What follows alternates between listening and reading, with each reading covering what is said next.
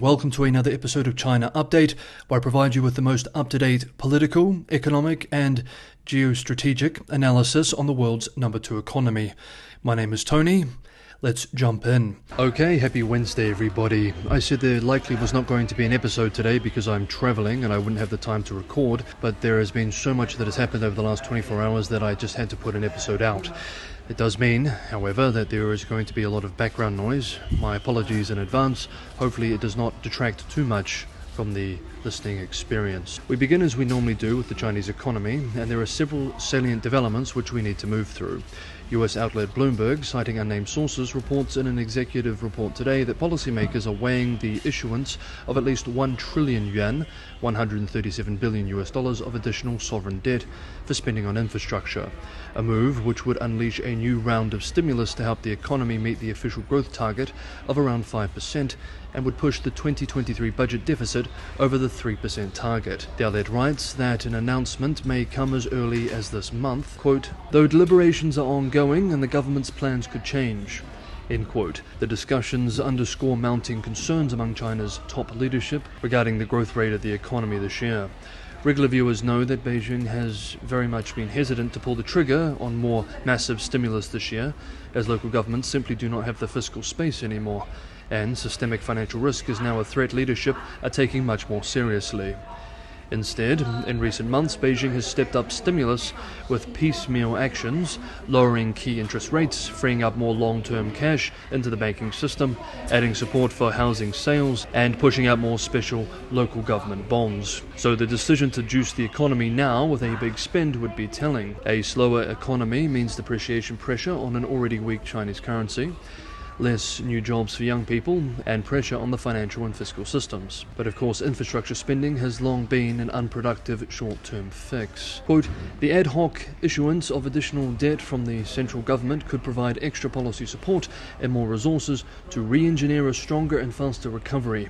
China's recovery story could be a race spurred by infrastructure investment at first, before hopefully being fueled by spending among businesses and households. End quote. This observation is interesting too. Quote, the initiative would sound more reasonable if it was contemplated 3 months ago, when China just suffered a setback in its post-COVID recovery in the second quarter. Given the fiscal room under the approval budget is not fully utilized and the economy has seen marginal improvement in August and September, I think the timing of introducing additional fiscal stimulus is questionable. End quote. Meanwhile, the now years-long housing crisis continues to make headlines and headaches for policymakers. China's massive developer, Country Garden Holdings Co., offered the strongest indication to date that it will see its first default and debt restructuring, suggesting that attempts from regulators to prevent such a development are seeing little success, and that the nation's property crisis will likely continue to slowly worsen. In a stock exchange filing yesterday, Tuesday, the former biggest Chinese developer by sales warned that it would not be able to meet all of its future offshore payment obligations, including dollar bonds, which means, quote, relevant creditors will demand acceleration of payment or pursue enforcement action, end quote. Of course, it is not surprising that even those big developers thought to be healthy are succumbing to debt crises.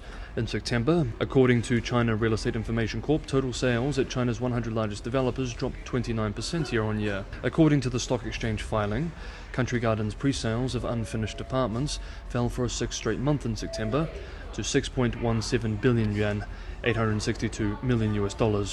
That's down an incredible 81% year-on-year. UK-based Financial Times writes that Country Garden's sales volumes continue to collapse, and yet market prices, quote, are still nowhere near reaching the bottom, end quote. Aggressive policy easing has not rallied plunging sales either. As much as 80% of all of China's household wealth is tied up in property. Net household wealth fell by the largest measure in 2 decades last year. Quote, a lot of savings are frozen in a falling illiquid market. As a result, many Chinese property owners will feel poorer and consume less. That would fuel the country's economic slowdown, putting the brakes on equity values across the board, end quote. Hey everyone, if you enjoyed today's episode being filmed at a Chinese train station, don't forget to hit that like button. Liking, sharing and subscribing are the best ways to help the channel grow, and for anyone who can go the extra mile and help me keep the channel financially sustainable, Patreon and Buy Me a Coffee links are in the description below. Thank you so much everybody for the ongoing support. Okay, we're in a slightly more quiet place now. One more update for the economy.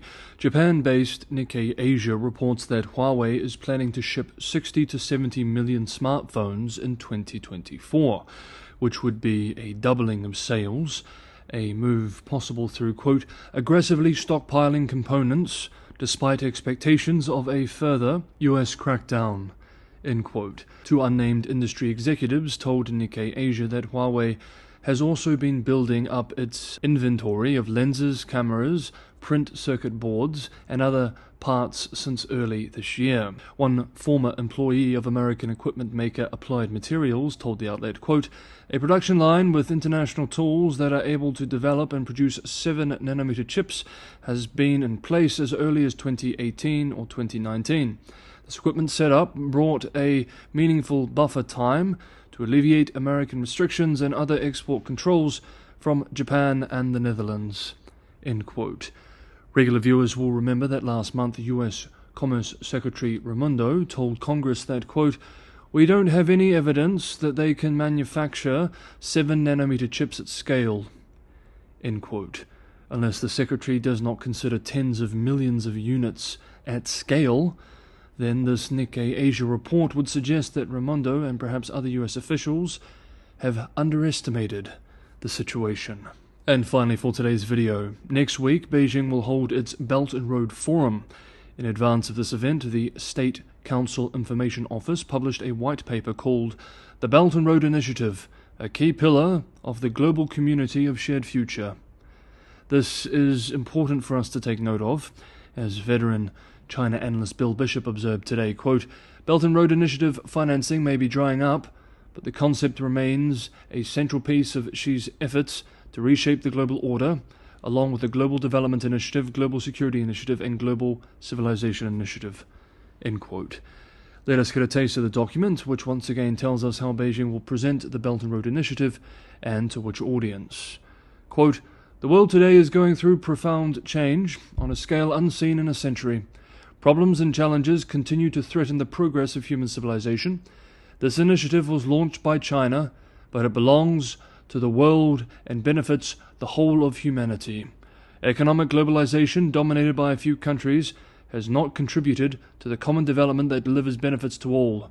It is no longer acceptable that only a few countries dominate world economic development, control economic rules, and enjoy development fruits. End quote. State-run Global Times, writing on the white paper, expressed today, quote, certain countries overstretch the concept of national security and seek decoupling in the name of de-risking. Against this backdrop, the Belt and Road Initiative becomes more meaningful and is an initiative of global importance, end quote. The same outlet, in a separate editorial, wrote, quote, the achievements of the Belt and Road Initiative over the past 10 years have far exceeded the initial expectations. In terms of geographic scope, more than 150 countries and over 30 international organizations have joined the Belt and Road Cooperation, encompassing over half of the world. In terms of the areas covered, it includes various fields such as economics, culture, and ecology. End quote. Chinese financial media outlet Yicai reports this week that investment between China and Belt and Road countries amounted to over $380 billion in the past decade. Foreign Affairs writes that China has lent more than $1 trillion to more than 100 countries through the program. However, in the face of several high-profile sovereign debt crises and the failure of several high-profile infrastructure projects, Beijing has been forced to recalibrate the program and scale back its massive lending. Beijing's new loans to lower middle-income nations came to just $13.9 billion in 2020, tumbling 58% from the record high seen in 2018.